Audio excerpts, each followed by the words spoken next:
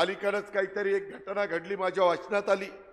लातूरमध्ये कोणीतरी येऊन गेलं आणि विलासरावांची ओळख या शहरातून पुसून टाकू असं म्हणून गेले. परंतु मी आपल्याला सांगतो, मी त्यांच्याबरोबर अनेक वर्ष सरकारमध्ये काम केलं. काँग्रेस आणि राष्ट्रवादीचं एकत्र सरकार होतं. एक वेळेला तर राष्ट्रवादीचे आमदार जास्त निवडून आले तो 2004 ला.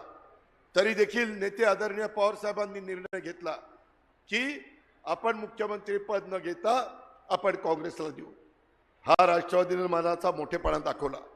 तेव्हाही विलासराव मुख्यमंत्री झाले आणि त्यांचा स्वभाव मला माहिती आहे, त्यांचं काम मला माहिती आहे.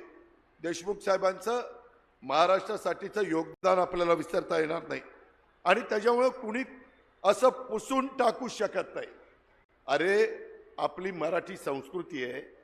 स्वर्गीय यशवंतराव चव्हाण साहेबांचा वारसा आपल्याला मिळाला आहे, वसंतदादांचा वारसा मिळाला आहे, पवार साहेबांची आपल्याला शिकवण आहे. आदराने बोला ना. बोलायला तुम्हाला काय पैसे पडतात? इथं यायचं, त्यांच्याच भागातल्या सुपुत्राच्या बद्दल अशा प्रकारचं वक्तव्य करायचं, हा महाराष्ट्र कदापि पण सहन करणार नाही.